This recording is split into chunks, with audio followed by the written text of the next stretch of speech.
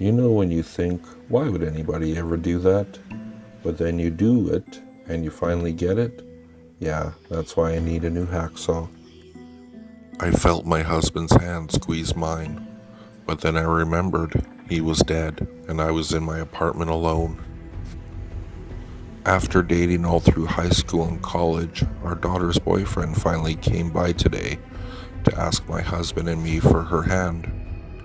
We gave it to him, hoping that he'll finally tell us where the rest of her is.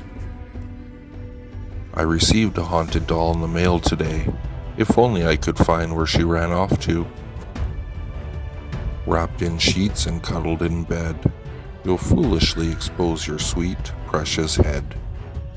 Ready to settle down for the evening, I put my headphones on. The whispering coming from them startled me. They were not plugged in. Audra looked across the table to smile warmly at the loving faces of her husband and children. I do so enjoy our time together, she whispered, as she gently placed each of their severed heads back into the refrigerator. When I was first able to hear again, I would often talk to myself when I was alone, just to enjoy the sound in my ears. I stopped shortly after, once I started hearing replies to my conversations. Can you hear the beautiful ring of the bell? That means it's time to drag you down to hell. I'm the best hider in hide and seek. I was found only once, but never again.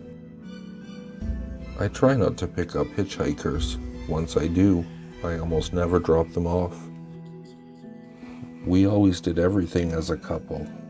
For some reason, I was always the one who had to dig the holes when the fun part was over. You are home alone and you hear on the news about the profile of a murderer who's on the loose.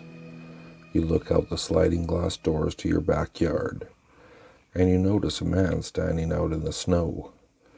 He fits the profile of the murderer exactly and he's smiling at you. You gulp, picking up the phone to your right and dial 911. You look back out of the glass as you press the phone to your ear and notice he's much closer to you now. You then drop the phone in shock. There are no footprints in the snow. It's his reflection. I wake up and everything feels wrong. It's too quiet outside.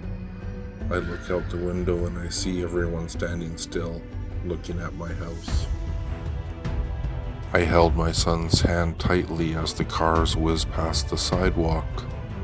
With any luck, they won't find the rest of him, I muttered to myself. I just saw the children playing, admiring how high they have swung. But others tell me it's just swaying in the wind where they were hung. When I finally grabbed her in the darkness, I swam back to the surface. It never occurred to me how fast the ice could freeze over. My kids were excited to tell me about the day they just had with their mother. My eyes watered as I pondered how to tell them she died this morning on the way to work. I was always told not to play with my food, as it is a blessing to eat. However, I'm one to tease my meals, and killing is always a treat. I woke up to hear knocking on the glass. At first I thought it was the window, until I heard it come from the mirror again. If you like what you heard, please like, subscribe, and share with your friends.